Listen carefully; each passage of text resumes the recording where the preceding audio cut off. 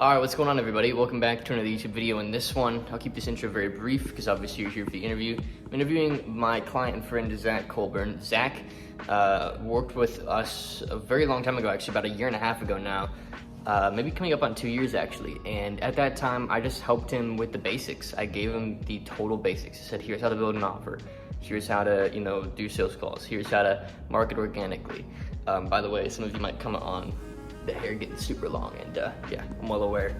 I actually happen to really like it, but maybe get your thoughts in the comments. Anyway, Zakk has gone on since working directly with me to scale his business to not 10, not 30, not 50, but $100,000 a month. We did an interview with him a couple months ago where he had actually just breached his first $50,000 a month. And you can check that out. The link will be in the description. And since then, he's gone even harder and scaled to his first six-figure month. And that is $100,000 in a single month. So, after figuring out his offer, his niche, his sales process, and all these things, he's gone on to do very, very well for himself with his industry. And for those of you who don't know, Zakk actually helps fitness coaches go online. So it's an interesting niche, and it's actually a niche that's really booming right now because a lot of these fitness coaches are wanting to coach online because of COVID and the market demands that that's asking for. So really interesting. Hopefully you enjoyed the interview, and welcome to the channel, Zakk. What's up, Zakk? Welcome back to the channel, dude. Dude, so good to be back. It feels like we're doing this on a monthly basis at this point. Yeah, you're going so quick, man. And now you've got the sick PTBI neon sign behind you. You've gotten a haircut since our last call, so the setup's looking like a lot clear. I think last time we did this, you were at like your parents' place visiting your family or something, right? Yeah, so the last interview we did was over the summer. I think it was in July. And it's crazy. We were hitting about 50K a month at that point. And my goal was to hit 100K a month. And I did not expect literally the next month, or as it go, June, July, August. Yeah, literally the next month, over doubling it. And yeah, lots of things have changed since then. It's kind of crazy. I got a new spot. I got my own office now. I got our sign up. I got this sexy little microphone stand, cut my hair. So life is growing. We're entering a new stage in life, and I honestly couldn't be more excited. I love it, dude. I love it. Well, it's super cool, man. Even in the last interview, the 0 to 50,000, now I could say, I don't know, the title is to be like 0 to 50 to 100. I don't know. And even just for, transparency, like the business does its swings, sometimes it'll do 60. Like when I first did my first six-figure month, we dropped back down to 60 the next month, and I had to catch back up. But as of August, you had your first six-figure month, which is incredible. And I just wanted to, on this interview, talk about that journey. And I honestly feel like we should start with what changed from 50 to 100, as opposed to doing 0 to here, because I feel like people can go watch our other interview and get like the full story. But like, very forward question for me, difference between 50 and 100 for your business. Like what were the changes that you implemented? What did you kind of take away and put into the business? Kind of walk the viewer through, what happened. Absolutely. And so I will say that there was a significant change that happened that took me from 50 to 100K. And it wasn't anything to do with the strategy. It had nothing to do with, what we were doing for like lead generation or anything like that. The only thing that changed is I started to pay more attention to my team, right? That was the only thing that changed. Whereas before, when I was doing 50K a month, I was letting them do their thing, but I was still very much doing like my part in the business. So I was generating my own leads. I was taking my own sales calls. And by the end of the day, I really had no clue what the heck my team was doing. I was just hoping that they were doing a good job. And as long as I saw calls on the calendar, I was like, okay, well, at least there's calls being booked and deals are being closed, but I wasn't really tracking what they were doing on a daily basis. I also wasn't really like paying attention to their skills, right? And so in August, what I started doing is I started really paying attention to my team and I actually removed myself more so from the daily minutia of like generating my own leads and taking my own sales calls and doing that kind of stuff. And I started spending more time like actually reviewing conversations with my outbound team, reviewing the discovery calls with my outbound team, also reviewing sales calls with my sales team, and really making sure that they were getting attention and that they were executing and that we were all in sync. And so doing so, I was able to have a much better, clearer picture on like what they were doing on a daily basis. And we just operated as a team so much better. The communication was much higher.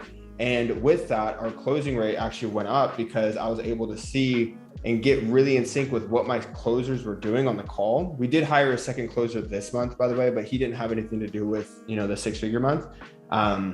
But I'm able to like really see, okay, how are they closing? Where can they improve? Same thing with my VAs who are doing outbound, like how are the conversations looking? Where can they improve? And so their numbers went up. And then just by happenstance, like you mentioned, what happens in business is you get like sun flares, what I call like months that are sun flares where like things just go like crazy. I do think that a little bit of that was contributed to the 6-figure month in August, where it was just like a crazy month where all the stars aligned perfectly. We had a ton of paid in fulls. We had a ton of leads that carried over from July that closed in August. And so it was just like a month where everything lined up perfectly. And we just hit like this huge month and it was awesome and we celebrated it. But where I'm at now is like, I've seen in business that months will fluctuate from high to low, high to low, high to low. So like while I hit that 6-figure month, I was like, okay, enjoy it. Take a second to like really celebrate the success. But at the same time, September 1st is coming around and we start from zero all over again. And I can't expect the same thing to happen over and over and over again. It's a brand new game. And so, so recently what we did is I personally took a step back from focusing on revenue and I'm spending more time on my personal life. I took some trips, I got really sick. So I had to focus on taking a step back from my health. We moved, me and my girlfriend moved. And then, so my time now is more focused just on planning out the next steps for PTBI. We are going to be making a couple moves here in the next 3 months. And I'm excited to be finally settled into like a new spot so we can really focus on being home and like hammering in some new record-breaking months. But that was kind of like how we went from 50 to 100K is really just like one, there's a little bit of luck in there, which, I think happens to everybody, but we all get our fair share of luck every now and then. And then the second thing is really just focusing on my team and really helping my team and showing up for my team rather than trying to get in there and do everything myself. It's good.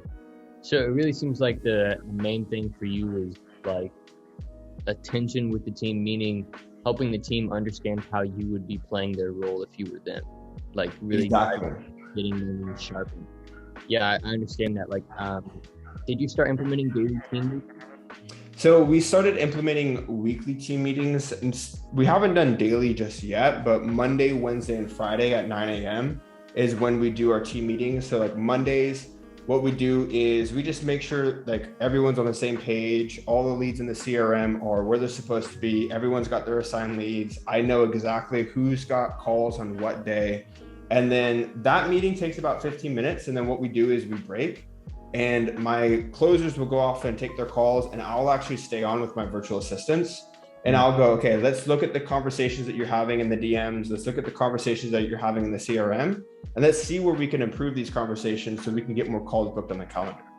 Right. And then Wednesday, I actually do the same thing on Wednesday because for me, the most important thing is getting calls booked on the calendar. So I'd rather spend more time with my outbound team to make sure that we're getting calls booked. And then on Fridays, what I do is I stay on with my closers and we'll review one of the calls for that week to see, okay, where can we improve? What could have been done different? And just making sure that like no leads fall through the cracks. Yeah, that makes sense. It's good. So it really is like a lot of the focus on your team meetings is just diving into the prospecting, which is good. And like when I made that shift too, and we actually do daily now too, man. I mean, it's been huge. I couldn't tell you how incredible. It's just every day at noon, we hop on for a half hour. Even if we don't think there's anything to talk about, there always is. You know what I mean? There's always something. So it keeps the ball rolling so much quicker. And then as the leader too, it's nice because like I've been able to just not be on the meetings and they just run themselves too. Like when I can't be there, I don't be there, but they know what to do because I've just spent so much intimate time with them and gotten them up to speed. And obviously I couldn't go 2 weeks not being on the meeting, but if I have to go a day or I can't make it, it's really cool. It's like the whole thing just runs itself. So yeah, dude, it really is like, so 0 to 50 was identifying offer. It was, understanding the basics of marketing, the KPI driven processes, getting good at sales, building a good customer experience. And then 50 to 100, it really just sounds like it was more focused on the team and the internal structures of the business, and like I said, you know, kind of making your team act as if they were you in their role. Yep, absolutely. Yeah, and I also think that like with every milestone in business, time does have a factor, right? I don't think many business owners or business, you know, leaders will talk about this, but I do think that there's no way that I would have hit 100K a month in my first 6 months, right? It had to be a year, right? And my next goal is obviously 250K a month. And I know for a fact that time is a variable in that journey. And so I'm giving myself a full year to do so. So not only was it just the internal systems and focusing on the team, but I do think that you need enough time in the marketplace to build goodwill, for your name to be out there, to build a good reputation, for you to get results, for you to get testimonials. Like, the reason why we were able to hit 100K a month is because we had a lot of 5K paid in fulls. And do you realize like what you need to have in place in order for a total stranger to give you $5,000 off the bat, right? You need to have a lot of really goodwill. You need to have a lot of good reputation. You need to have, you know, good testimonials, and you just need to be, you know, respected in the marketplace enough for people to trust you. And that takes a lot of time, right? So I do think the difference between 50 to 100K is we just hit that time threshold to where people saw us and identified us as like super legit, and that we can help them because we had so many results. So I do think that that was a factor, and that plays more so in for, you know, business owners that are just starting out. Like, it does take time to build goodwill in the marketplace. And that's essentially a variable that I don't think is talked about enough. But I think for us is like, we just hit that threshold. And next year, when our goal is 250K a month, I'm pretty damn conservative with my predictions. I really do think that there's nothing that's going to change other than increasing our prices, maybe adding in a different offer. But from 100 to 250K a month with those small changes, it's just going to be a matter of time, right? Just more people hearing about us, you know, maybe increasing ad spend, but like the actual systems stay in place. It's just increasing the volume and like hitting that threshold. Does that make sense? It does make sense. So it's like there's, and I completely agree. There's just some things you can't speed up, you know, like you have to build trust, and trust takes time and consistency. And, you know, sometimes like how I see it is like I build a certain amount of trust and authority in the market, but that's just like money waiting to happen. So it's like, I see it as like there's a certain amount of money in the bank right now, but then there's also like, I personally would say my pipeline is worth maybe like 2.5 million total of like everybody that knows who we are and like, you know, is considering paying us money but hasn't yet. You know, it's like, honestly, I would say it's at least worth it, because I know that just by means of the amount of people that like, maybe it's a viewer right now who's skimming our YouTube channel, and they'll book a call with us and they end up being a great fit for our program, and they're like, yeah, I've watched you for 8 months, you know, like we have some of that. But then we also, Zakk, we've got people who literally like 2 days ago, I found a guy on LinkedIn, found me within 24 hours, booked a call, paid in full for you know, our highest tier offer. And so it's like, I completely agree that trust is one of those variables, but that high tier offer wouldn't have happened if I didn't have previously established, you know, reputation, and I could reference people that I'd served and show my screen and talk about what's happened because of what we do. So yeah, it sounds like testimonials, like, you know, it seems like that's a big thing for you. Like you want to generate 3, 4, 5 really big testimonials between now and then to the market. Am I correct? Yeah, dude, I try to shoot for a testimonial every single week.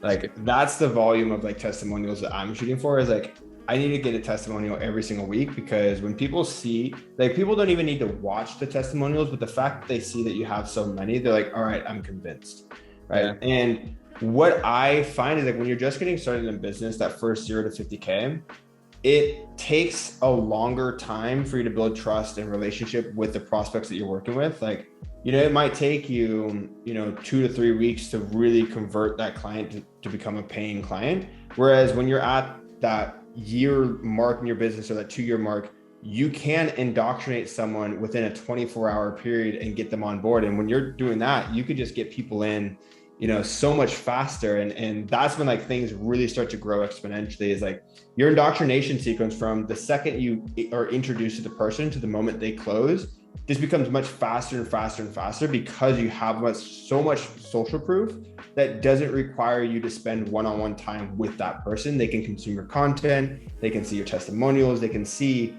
all the content that you put out there and all the goodwill to see like, okay, this person is trustworthy and it is super legit. And so that does have a factor. Once the volume comes in, not only the volume comes in, but like the speed in which the volume converts is much faster. Yep, totally, dude. Well, it's cool, man. Like, just thinking all the way back to when you initially worked with me when you were just getting started forever ago. I mean, it's like literally, I think back then you were saying, oh, I want to get to like, you were like 10,000 a month was your number, and it was with your business at the time.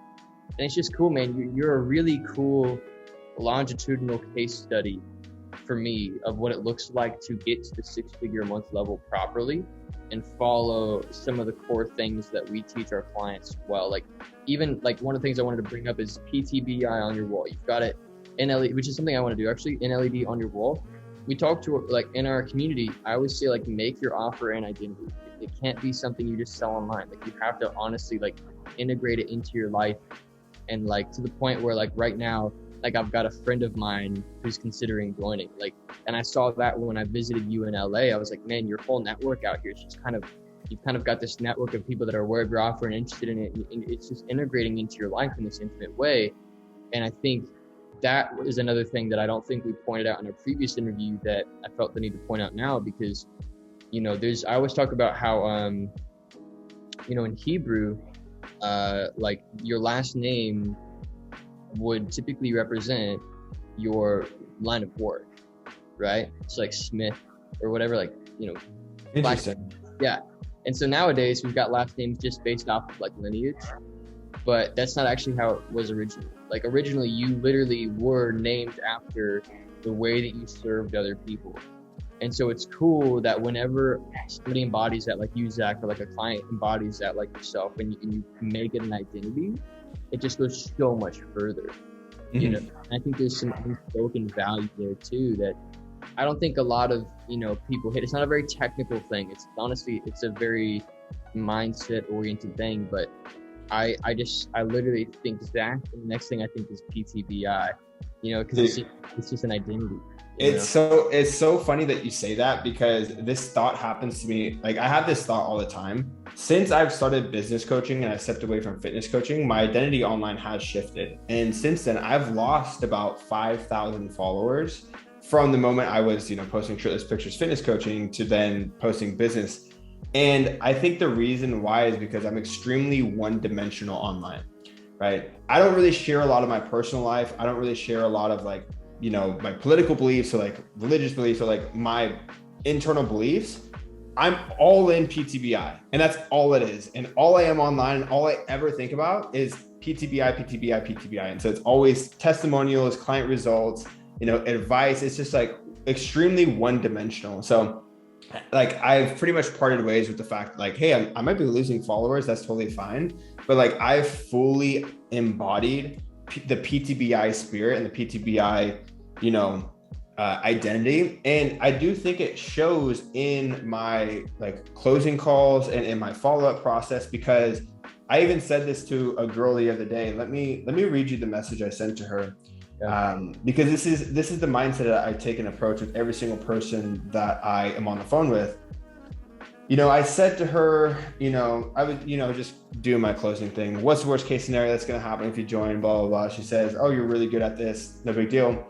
I sent her a podcast and I said, hey, just so you know, take everything with a grain of salt, because we are 100% trying to get you to join this program, simply because we believe it is the absolute best thing that you can do for your freedom, for your business, and for your life. Right. And so that is the level of conviction that I approach every single person with. It's like, I don't care if it's your last dollar. Obviously, I don't want you to be put into a financial situation that's going to, be risky, but like, I fully 100% believe that this is the absolute best thing that you can do for your life. Right. And so everything I do is PTBI. And like you mentioned, it's like, it's very wrapped into my identity. Maybe I'll get a tattoo. I don't know. But yeah, I do think it is an unspoken thing that not a lot of people fully embody. When people start their fitness coaching business, for example, that we see in PTBI, it's like, yes, they're a fitness coach, but they're still very much who they used to be, right? They still post like a lot of personal stuff, which you should online. You should be very personal. I think one thing that I really like about your presence online is that you're very personal, but you are seen as a business entrepreneur, and it is part of your identity online. And like, I just think it's huge, man. So I think the point you made is absolutely correct. I don't think it's spoken about enough, but it is absolutely a variable that comes into play with the success that we've had with the 100K month. Yeah, absolutely, dude. There's no way I could have scaled the 100 or 200 per month without making it not just an offer I sell online, but honestly like a lifestyle and a way of and an identity. It's an obsession, honestly. It is. I think about it all the time. It's like it never leaves, but I love it. So it's it's not like, oh, I can't stop thinking and it's like torturing me. It's like, no, like I want to be thinking about it constantly. And it's like, that's when you feel that way about your offer, if you're listening to this right now, like odds are, or your offer or your business or just entrepreneurship in general, like odds are you're going to succeed. Like if you love it, it's going to love you back, it's the incredible thing about this. Well, yeah, and not only that, but when you believe in what your offer stands for and represents, like you're going to show up to whatever battle, like sales call, with so much conviction that you are going to influence the other person to believe in you, right? A lot of people, like they think they know what's best for them, but if someone shows up with more conviction and more belief, they're going to be easily influenced because people are misguided and they are, they're lost most of the time. And so if you show up and be like, hey, I know the way and I'm not going to let you off this call because I know that I can help you, you are going to win every single time. And that only comes from like truly embodying the identity of your business. Yeah, that's super good. That's great advice. I really honestly wish I would have been told that at the beginning, because for me, it's weird. I felt the need to find the right thing, then make it an identity. But honestly, like I found like once I found something that was good enough, then finding a way to fall in love with it was the next. Not finding something I love but finding something that got results, that generated revenue, that could scale, that I didn't like hate. It's like honestly, then I learned how to love it. I learned how to love it very consciously. So yeah, dude, I'm super inspired. I love telling people about your story. I think I reference you a lot, and people follow you because of it. And so keep doing what you're doing, man. I'm super impressed, and it's happy to call you a friend, dude. So thank you, man. I really, really appreciate it, brother. I really appreciate it. Absolutely. Any pieces of advice on your end to like the 5 to 15K a monther that wants to see this level of business? Like what would you give them? Because I feel like we ended our last interview with that, and I'm curious, maybe your answer will be the same instinctually, maybe it will be different, but that's I always ended. What was the piece of advice I gave in the last one? I don't want to say, because I want to hear what you say this time. Okay, so if someone's just getting started and focusing on that 10 to 15K mark, 15K per month mark, if they're at that level and they're ready to scale, I guess would be a right way to put it. Or if they're a beginner, honestly, like that whole range, Yeah. Well, the thing is with 0 to 15K per month, what I would say is focus less so much about making money and focus more so on helping people and really serving the hell out of your audience. Also just putting out goodwill, good content, and like giving first, and then the money will return. I think with everything that I did in business, it was always me giving first, and then the money came later. When I was fitness coaching and I was just getting started with my business, I was taking on a lot of clients for free. I was taking on a lot of clients for very, very little, because I knew that they actually had more to offer me than I did for them. And they were doing me a bigger favor by giving me a shot. And so I worked with a lot of people for free to just prove to myself and to other people that like I can actually do this and I can get people results, and I'm like helping people. And then 6 months later, I was able to charge whatever the hell I wanted, because I gave so much on the front end, and that people, that reciprocity came back. And then the same thing happened when I started business coaching as well. My first sale for PTBI was $500. And it's essentially free when you're getting business mentorship to start your business. That's essentially free. And so it was just me helping people and really just getting feedback and improving. And, if you're just getting started, you need to work a 9 to 5 to pay the bills while you are getting feedback. That is going to be much better than trying to start a business to make money without focusing first on how you can create the best impact on people, how you can create the best service, how you can, get feedback to reiterate your process and your business. And then once everything is dialed in, you have the testimonials and people are starting to come to you, then you can start to ramp things up. You can raise the prices, you can go full time. And then once you hit that 10 to 15K mark, that's when you start to scale, right? I really don't think that you can get past like the 15 to 20K mark, like without a team. Yep. You have to get into the scaling mindset of outsourcing. I think that was something that held me back for a very, very long time. And it burnt me out because I was scared to outsource. I was scared to hire, but I had no problem putting fucking 10K in Bitcoin. But I had, all these limiting beliefs about like hiring people. And I think the biggest difference between 50 to 100K is like, when I was at the 20, 30, 40, 50K mark, I was putting a lot of money into like retirement or into investing, but I wasn't putting any money into my business. But there was a moment where crypto crashed earlier this year. I think it was around like the May time. And I realized like, how stupid is it for me to put all this money into something that's not giving me any return today, when I could put all this money into my business, hire more people, train more people, join more masterminds. And so anyone who's at that 10 to 15K mark, you do have to scale. Like you have to scale with employees. You have to put time and energy and effort into your employees. And they're the only ones that are going to take you past that 50K mark. It's good. It's good input, dude. It's great advice. And I completely agree with it. That's what my journey looked like. It was very similar. I got to 15, 20 alone. And then I just had to get help, Yep. And not only did I have to get help in the form of team, but I had to get help in terms of like, that's when I started spending like real money on like getting advanced help, like coaches and masterminds. Like I threw 30 grand at this thing, and like, I went crazy with it, and that was when I saw the most growth. And funny that I'm saying that. I'm going back into a season now where I'm stacking some cash on the side so I can make some more investments like that, because I want to be growing further, and I just want to be a great student. You know what I mean? Absolutely. So yeah, dude. Thanks again, dude. Love the interviews, and if you guys, haven't already watched Zakk's first interview, go check it out, where we just kind of talked about how we got to 50,000. And I think it's an incredible thing. He found an offer that works for him, and he fell in love with it, and then scaled it just with numbers and a good team, and a great client experience. And that's, at the end of the day, that is the formula for the business model. I don't see anybody that focuses on client experience, that knows their numbers and their marketing, and has high standards of behavior for themselves, that don't make it to $1 million a year, honestly. I mean, it really is that way. So hopefully Zakk's inspiring for you guys, and thanks again, brother. We'll speak again soon. Of course, man. Sweet.